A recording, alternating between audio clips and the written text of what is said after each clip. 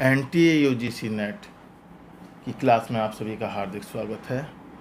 इसकी पहली इकाई वेद की विषय वस्तु को आगे बढ़ाते हैं। आज हम जानेंगे वेदों का काल निर्णय। यहाँ यह स्पष्ट कर देना उचित प्रतीत होता है कि वेदों के रचना काल के विषय में जितने मत प्रस्तुत किए गए हैं वे सभी 100% अनुमानिक और काल्पनिक हैं। पुष्ट प्रमाणों के अभाव में सहस्रों वर्षों के अंतर को समन्वित करना प्रायः असंभव लगता है। इस काल निर्णय में सबसे पूर्व सीमा इसकी सृष्टि का प्रारंभ है और सबसे अंतिम सीमा महावीर और गौतम बुद्ध का समय है, जिस समय उन्होंने वैदिक कर्मकांडों में पशु बलि का विरोध किया। इसको लेकर खंडन किया जाता है कि वैदिक साहित्य का अंतिम अंग सूत्र साहित्य है। मुख्यतया कर्मकांड के प्रतिपादक श्रौत और ग्रह सूत्र उनसे पूर्व विद्यमान थे।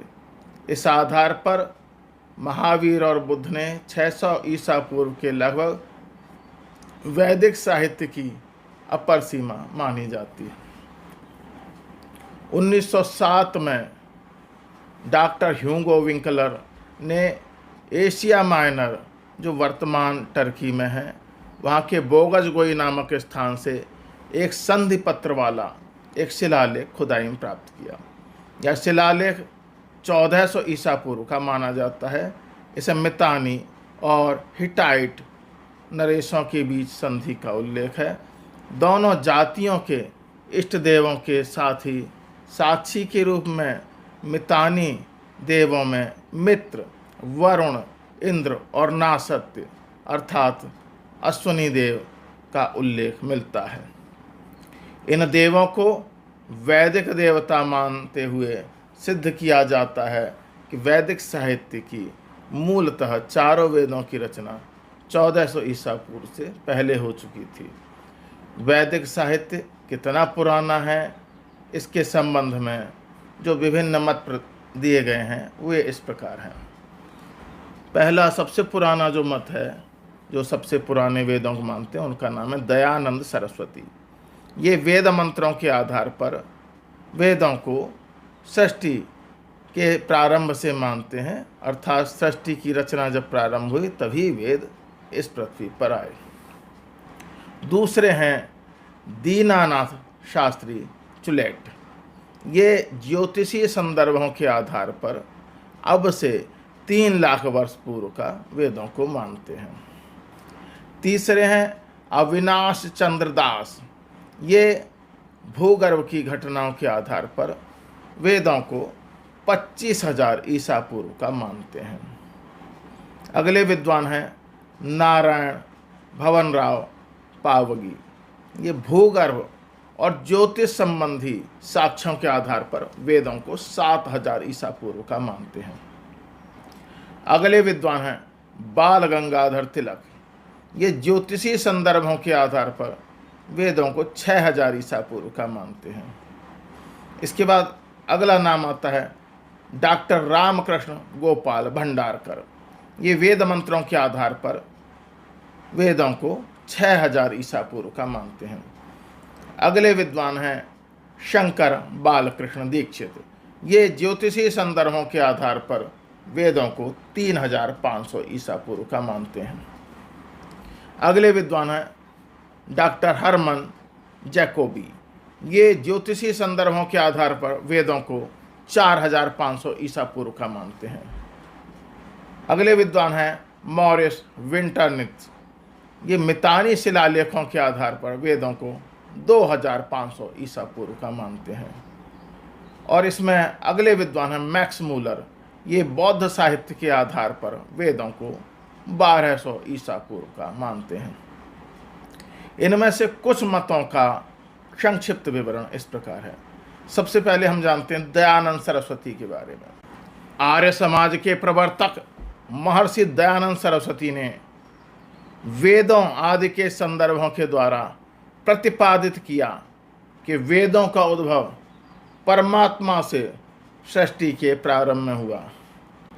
उस परमात्मा ने अग्नि से ऋग्वेद, वायु से यजुर्वेद और सूर्य से सामवेद को प्रकट किया।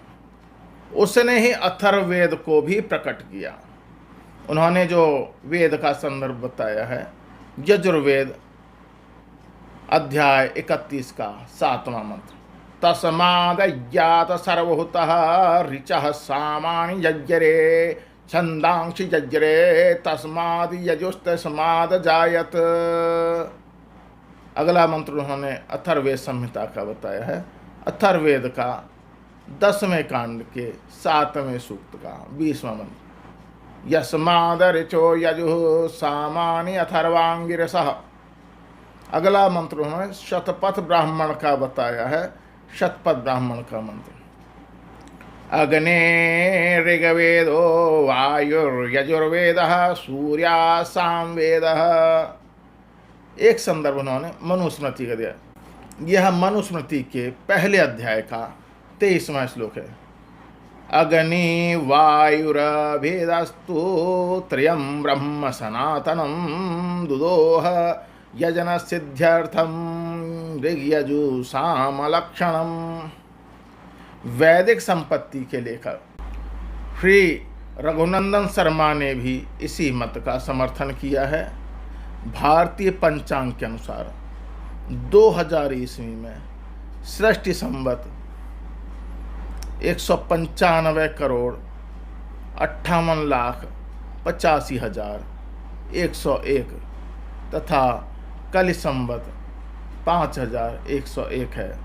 इसमें सतयुग 17,28,000 वर्ष का, त्रेता 12,96,000 वर्ष का, द्वापर 8,64,000 वर्ष का तथा कलयुग 4,32,000 का मान वाले पूर्ववर्ती 6 मनवंतर सम्मिलित हैं। इस समय वैवस्वत नाम का 7वां मनवंतर चल गया है और 6 बीते हुए मनवंतर इस प्रकार हैं। पहला स्वयंभुव मनवंतर, दूसरा स्वारेचुष मनवंतर, तीसरा उत्तम मनवंतर, चौथा तामस मनवंतर, 5वां रैवत मनवंतर और 6वां चाक्षुष मनवंतर।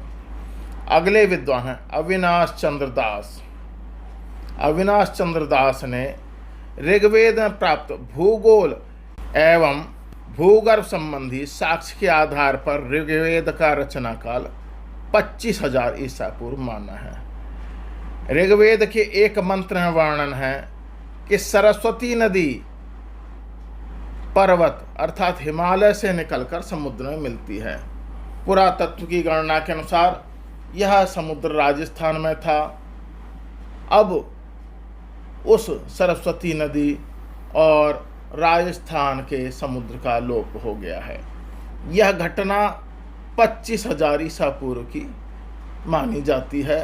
ऋग्वेद के समय उत्तरी समुद्र और सरस्वती नदी दोनों की सत्ता थी, इसलिए ऋग्वेद उस घटना से पहले का होगा।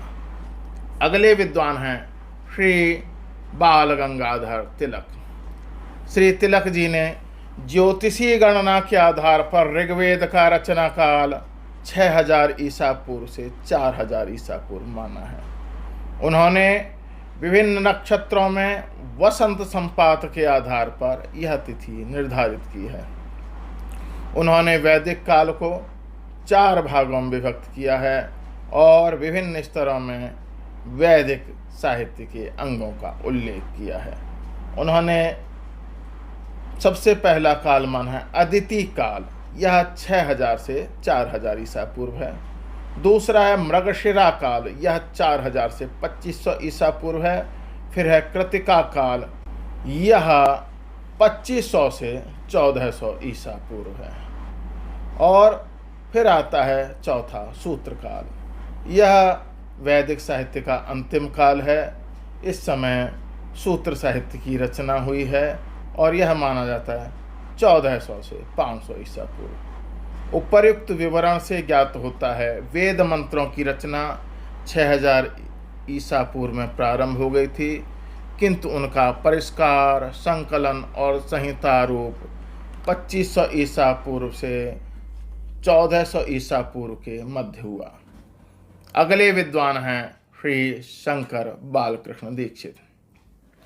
श्री दीक्षित ने उपर्युक्त रूप से शतपथ ब्राह्मण का समय 2500 ईसा पूर्व मानकर चारों वेदों की रचना के लिए उन्होंने 250 वर्ष का समय निर्धारित किया है और इस प्रकार 250 गुणा 4 अर्थात 1000 वर्ष समय मानकर उन्होंने ऋग्वेद की रचना 3500 ईसा पूर्व मानी है।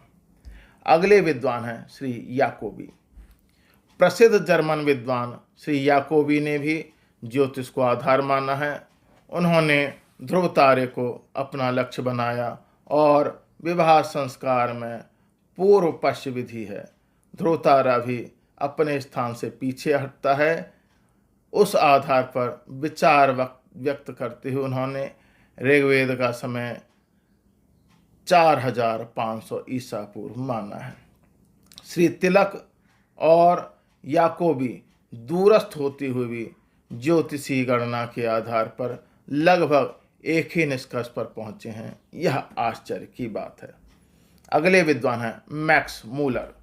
श्री मैक्स मूलर ने गौतम बुद्ध के आविर्भाव को अपना आधार माना है। बुद्ध ने वैदिकी हिंसा का खंडन किया, अतः वैदिक काल बुद्ध के जन्म से पूर्व होना चाहिए। इस आधार पर उन्होंने वैदिक काल को 4 भागों में विभक्त किया है। पहला काल उन्होंने माना है 1200 से 1000 ईसा पूर्व। यह छंद काल है। इसमें निविद आदि स्फुट वैदिक छंदों की रचना हुई। दूसरा है 1000 से 800 ईसा पूर्व। यह मंत्र काल है। इसमें वैदिक संहिताओं की रचना हुई। तीसरा है 800 से 600 ईसा पूर्व। यह ब्राह्मण काल है। इसमें ब्राह्मण ग्रंथों की रचना हुई। और चौथा है सूत्र काल 600 से 400 ईसा पूर्व। इसमें स्रोत सूत्रों और ग्रह सूत्रों की रचना हुई। इस प्रकार हमने आज की वीडियो में वेदों के रचना काल के विषय में विभिन्न विद्वानों के मतों के बारे में जानकारी प्राप्त की। मेरे साथ जुड़े रहने के लिए आप सभी का बहुत बहुत हार्दिक धन्यवाद। नमस्कार।